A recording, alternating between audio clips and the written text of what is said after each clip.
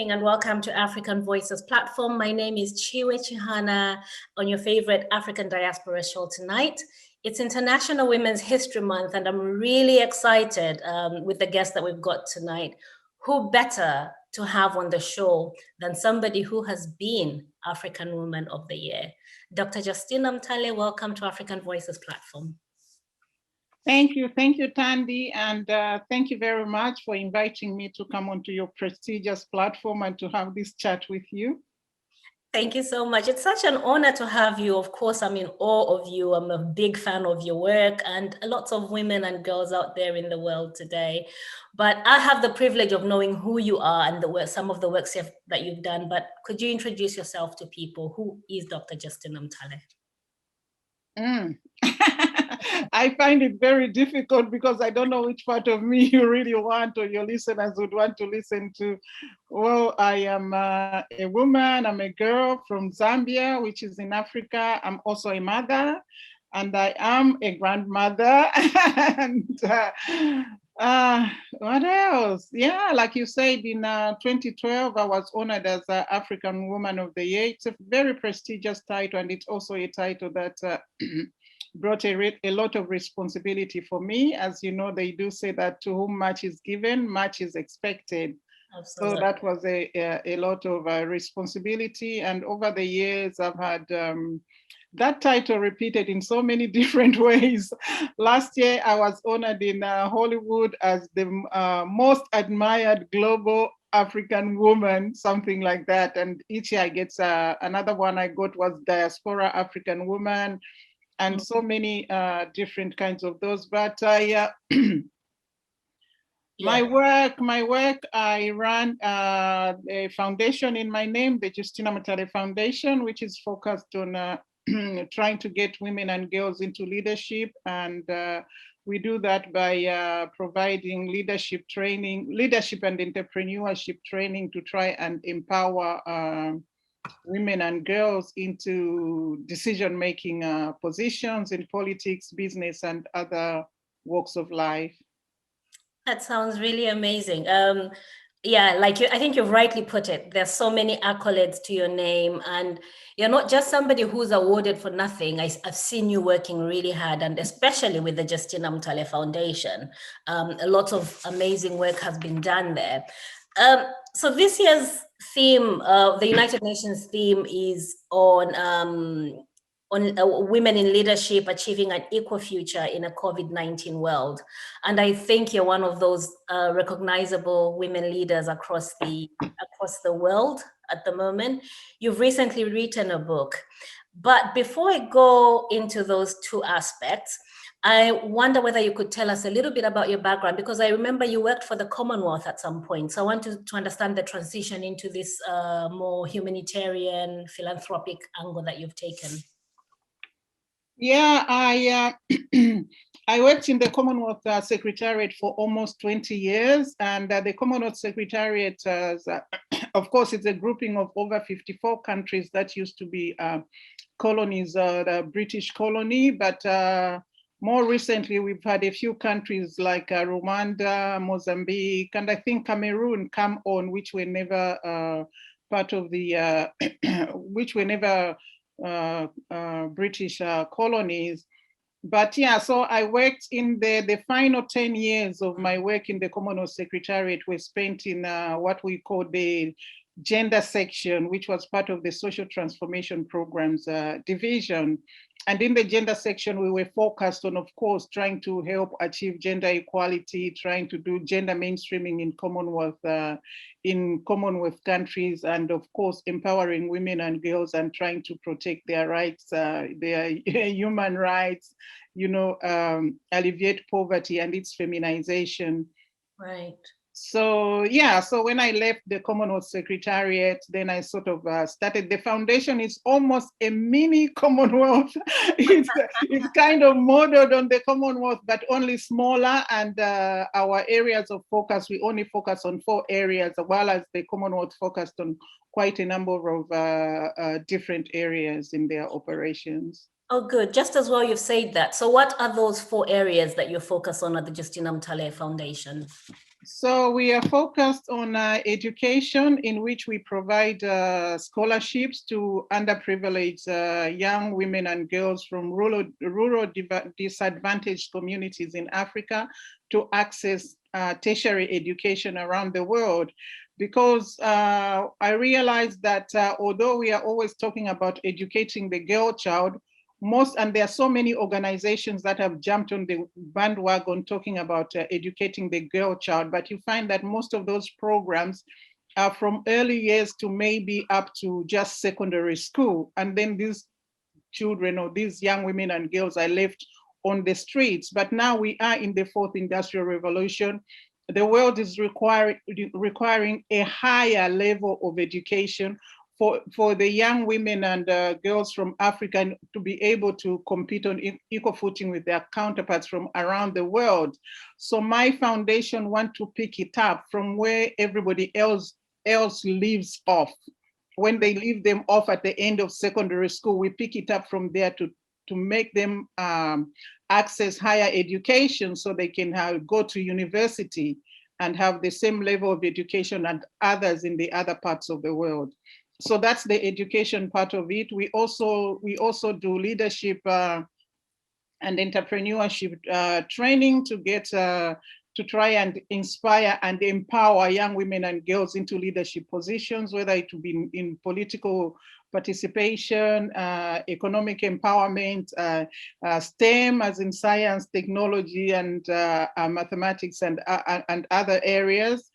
And so that's the second one. We also we run conferences as well. Right. Mm-hmm. We do conferences and God, I've forgotten the fourth one.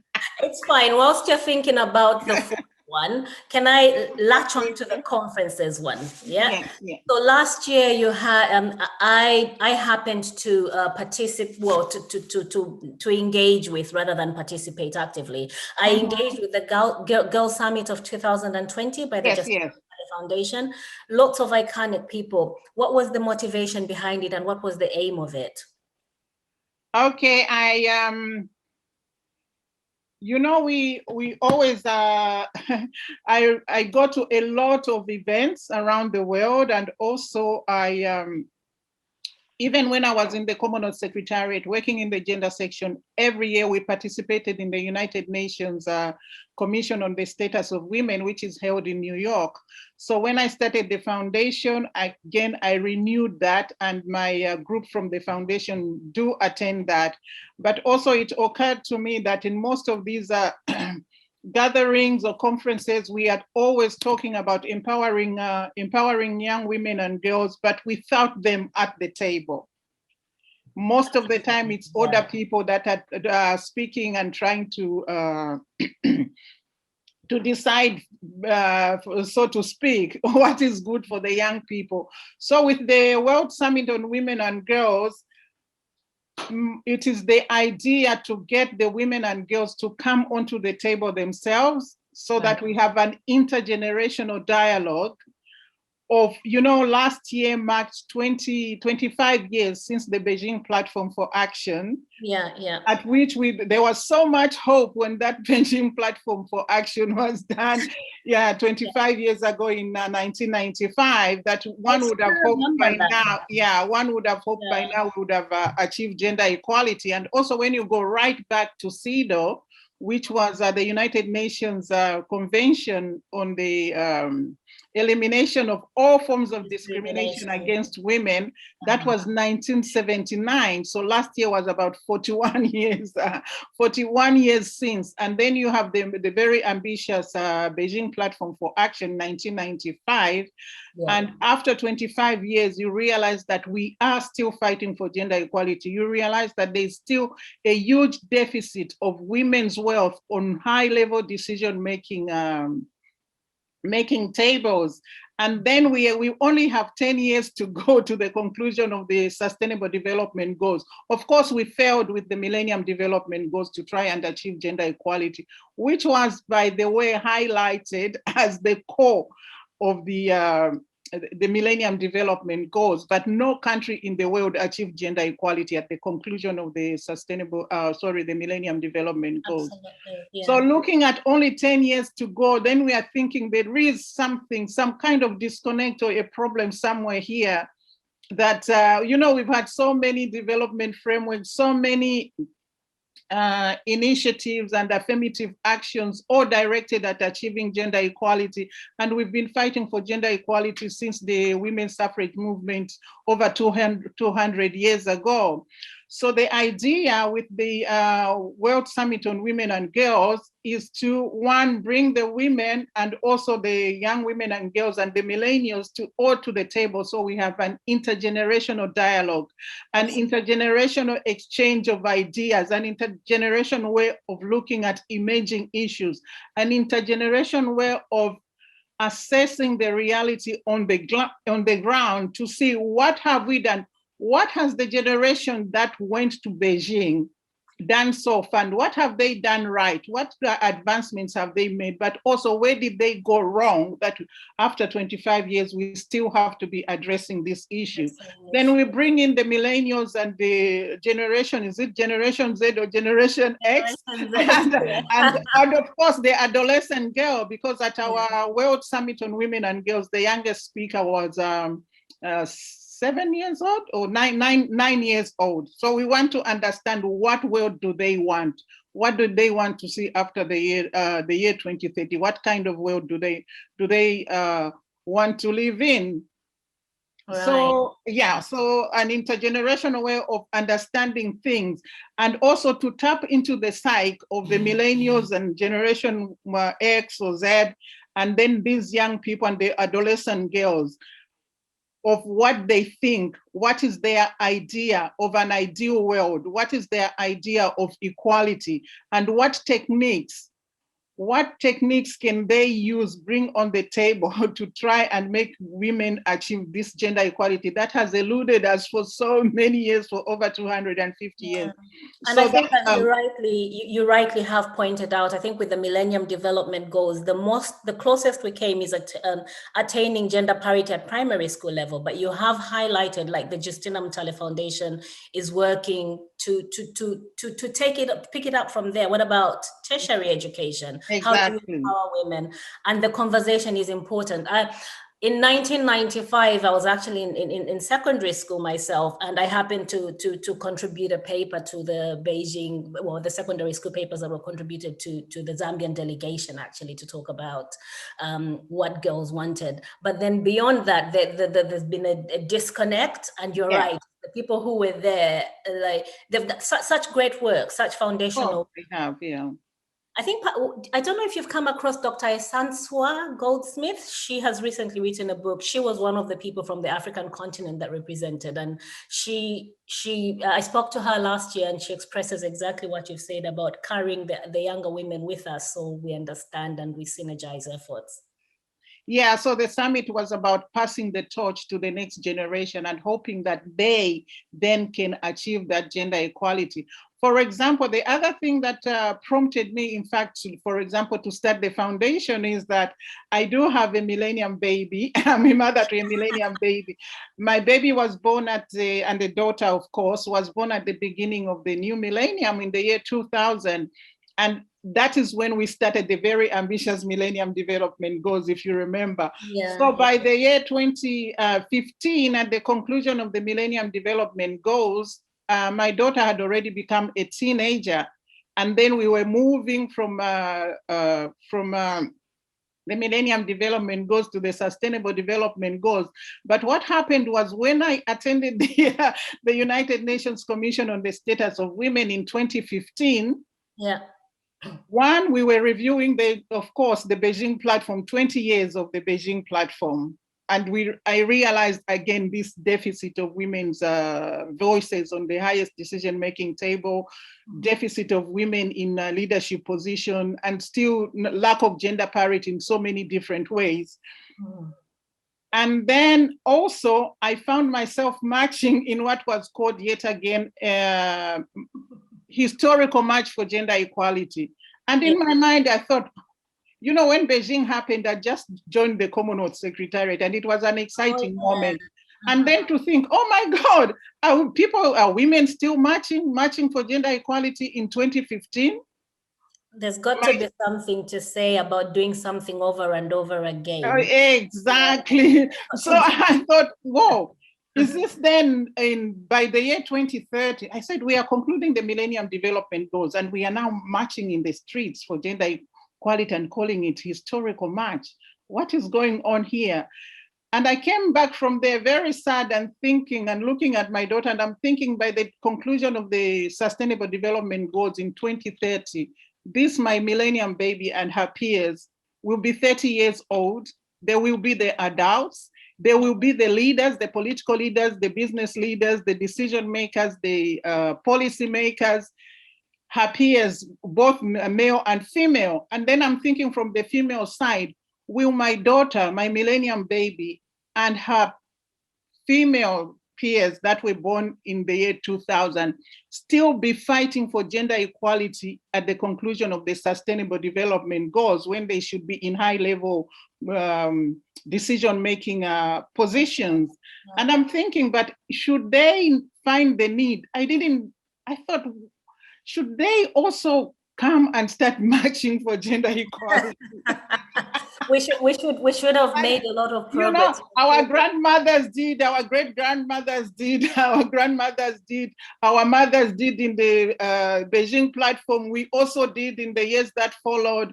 And then I have my younger sisters that are doing that. And then even my daughters should be doing that. So I came back and decided I needed to do something about this, because should the female child find herself still fighting for equality with their male counterparts, perhaps they should do it in a different way. Perhaps they shouldn't be marching on their feet. Perhaps we should make them fight this with their mind, to enlighten their mind. So that is where my idea of this scholarship and this important education and connecting young women and girls to networks that can empower them came from. So that they, you know, the mind is a very powerful thing, and they say the mind is a precious thing to waste. Yeah, so that we can empower the mind? Yeah. Then there is a way that we have hope that young women and girls by the year 2030, perhaps we could achieve gender equality, or soon after that. I was very heartbroken when I saw was it last year or 2 years ago, when the World Economic Forum predicted that they had this calculator where you calculated according to your country. And I calculated both Zambia and also the United Kingdom, how long it would take for my country to achieve gender equality. And for some reason, they were saying over 100 years again. Like if it's in Zambia, 134 years, and for the UK, I think was another 100 years. And I'm thinking, but I was hoping to see this gender equality during my lifetime. So much work in this space, and you'd think, yeah. Yes, yes. I mean, those figures are definitely grim. You've just touched on something about the mind. Yes. And I wonder whether that also speaks to your book, The Art of Iconic Leadership: Power Secrets of Female Leaders, of Female World Leaders. I thought it was an amazing book. I've read the synopsis. I have a copy, but what I have not done is read it yet. Could you tell us? I know there's so many prominent people that you featured in there, but what's the story behind the book? Why should people buy it? Okay, so this is another push why I had to write the book. Mm-hmm. There it is. The Art of Iconic Leadership. Absolutely. Yeah. So for me, this book is, again, just like the foundation is a gift to the next generation woman, which are the current young women and girls, and some of the millennials as well. I know we do have some millennials already in very powerful positions and leading positions. So what I have done with this book is to see, on many platforms, I keep hearing there are not enough female role models to inspire or motivate the female child to try and aspire for higher positions, for leadership positions. And I got thinking, I thought, but where I come from, I come from Zambia, and my mother is a Namwanga woman. And in the Namwanga in the Namanga tribe, when a female child is born, she's given her own name, her own feminine name, which she carries throughout her life. If you don't tamper with this colonization and being anglicized and all that, that is the name she carries throughout her life, and that's the name everybody will call her until she dies. She does not at any time use the father's name, and she never uses the husband's name, even when she is married. So that is I found that very empowering, because women from my mother's side of the family own themselves. They have ownership of the person that they are. They don't have to walk in the shadows of the father or the husband by saying, I'm Mrs. So-and-so, I'm the daughter of so-and-so. Or they say, I am this is me, and that's it. And I found that very empowering. And also on my father's side, I am Bemba from Chinsali. And of course, we have one famous or infamous woman, Lenshina. She, even though the Bembas are, that kingdom is patriarchal, that did not deter her from standing up and forming the great movement that she did. And for me, I look for a woman to come up and lead a movement that attracted so many people. That is a power. That was iconic leadership. Yeah, if so people can follow you, you are a great leader. Yes. Just to give context to that, so Alice Lenshina formed a religious movement that had a big following, and she was largely condemned because it was a patriarchal society. Yes.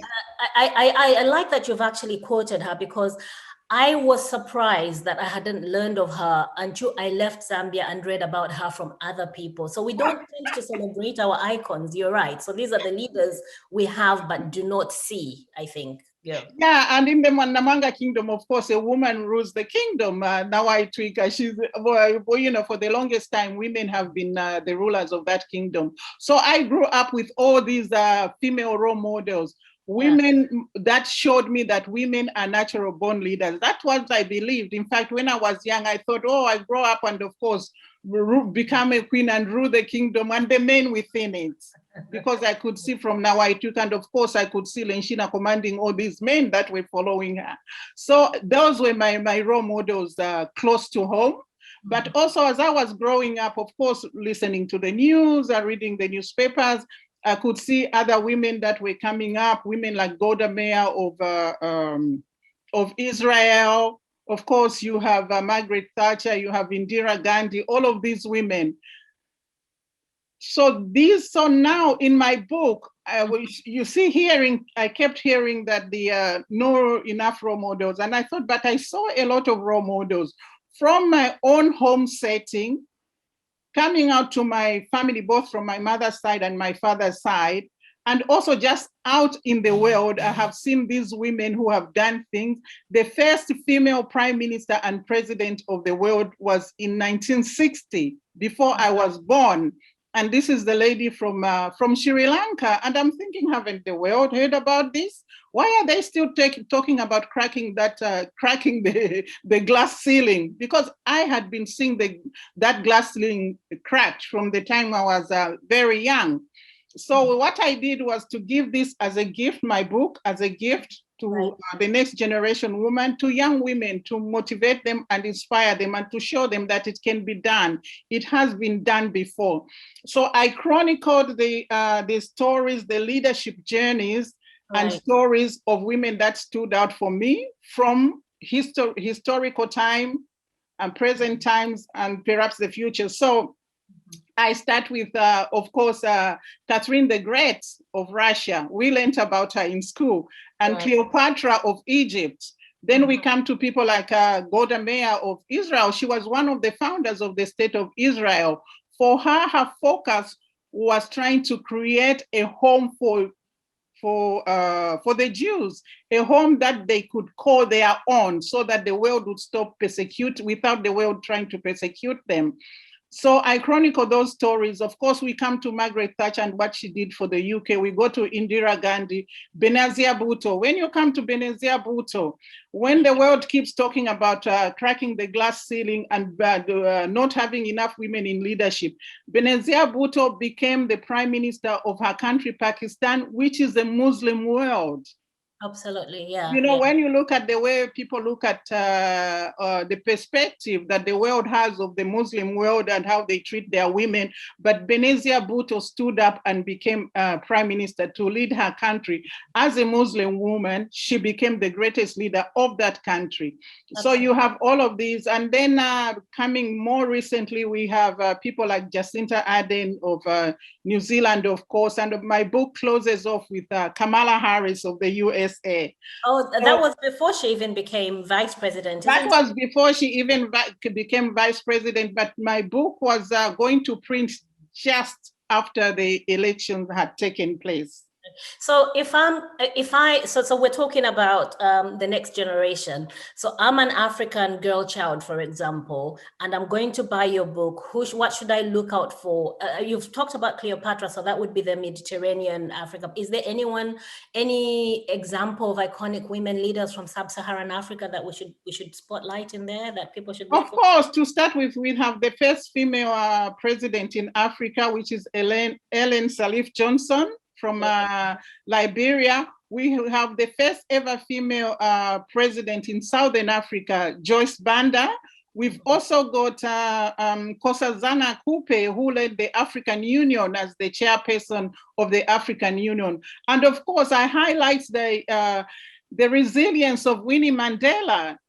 I don't know why the world do not give her the credits, because while Nelson Mandela was locked away for those 27 years, as they say, Winnie held the fort.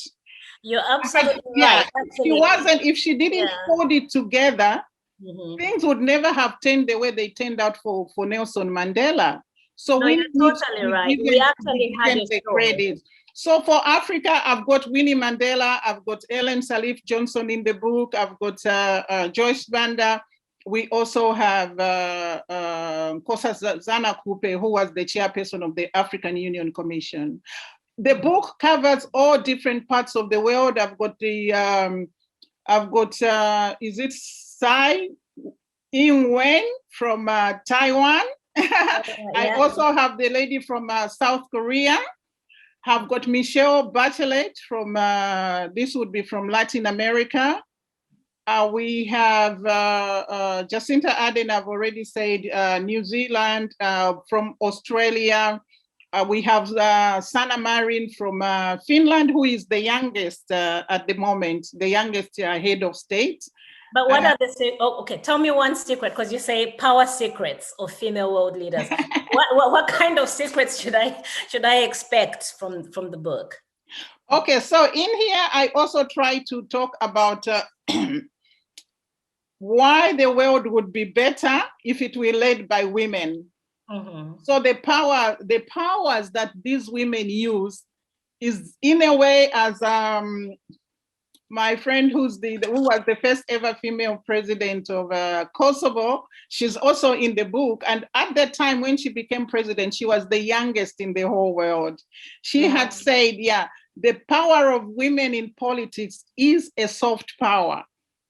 So I highlight the soft skills, the soft leadership skills that these women in this book use. Okay, so for example, without preempting, so is it safe to suggest that when we've looked at the COVID-19 crisis in the last year, the countries that have done better in terms of management of it are women-led, and that's been highlighted quite a lot when we've spoken about Jacinta Ardern, we've looked at Angela Merkel, and a lot of the female-led countries have done better. Even Nicola Sturgeon in Scotland was highlighted as one of those who managed it better. Is that the kind of soft power you're talking about? There's something there. That is the one that I'm talking about, and all of those women are highlighted here. And remember, this book was done last year, 2020. At the beginning, or let's say height of the COVID-19. So that fact is also alluded to in this book, to show how the women handled the situation much better than the men, that women have always triumphed in situations where men thought were hopeless.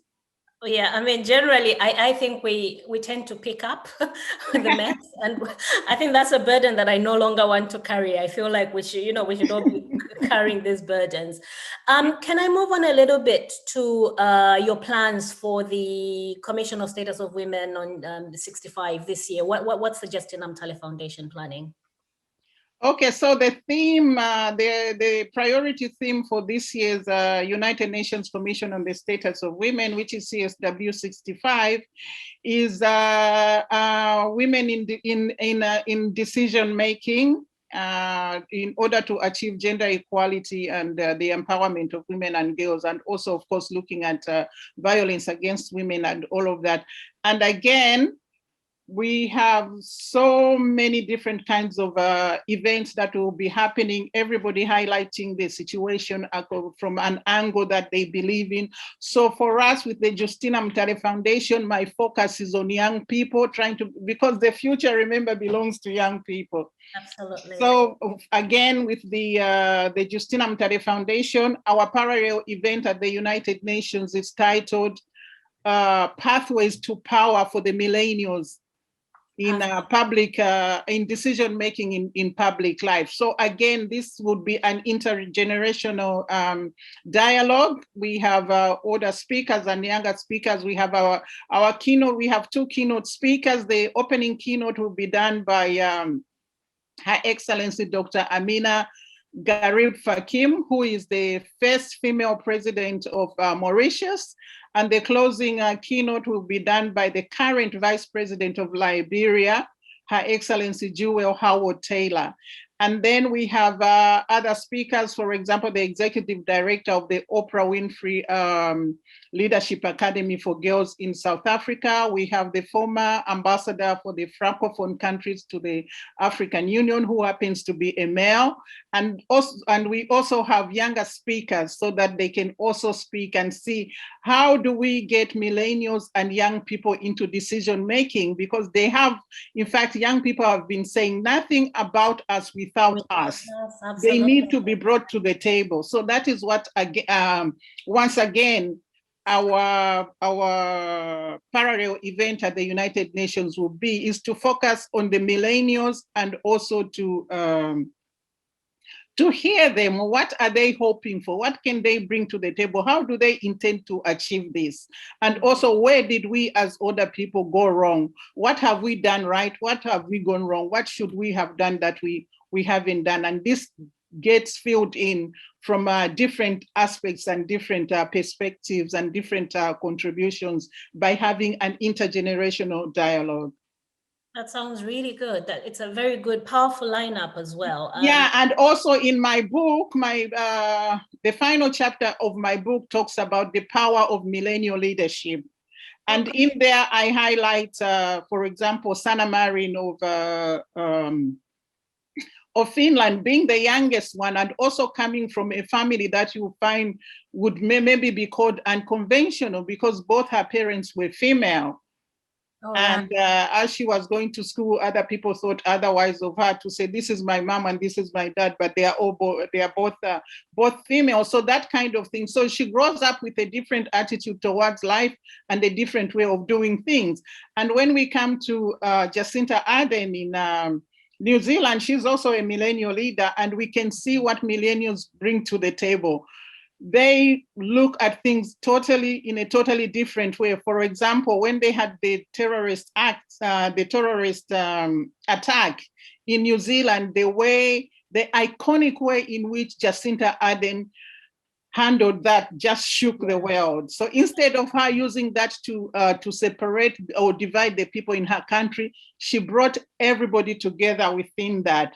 And again, when she was re-elected last year for a second term, she has one of the most diverse cabinets, in which she brought, for example, the deputy prime minister, I think, is an openly gay person. She also brought in some Maoris in her cabinet. There's even somebody of African descent in her cabinet.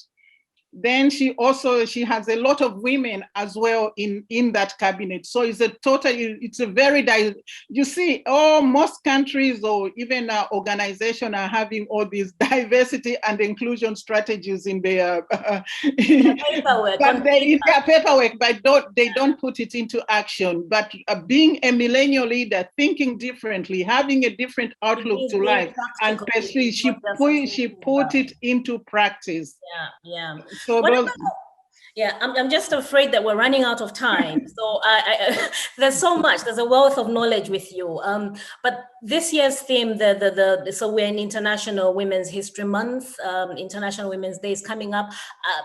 Preferably, we should be celebrating women all the time as well, not just here. But this is important because it does help to highlight women's achievements, women's challenges, but also just gives a spotlight to things that we would want to see out there. So this year, the United Nations theme is Women in Leadership, Achieving an Equal Future in a COVID-19 World.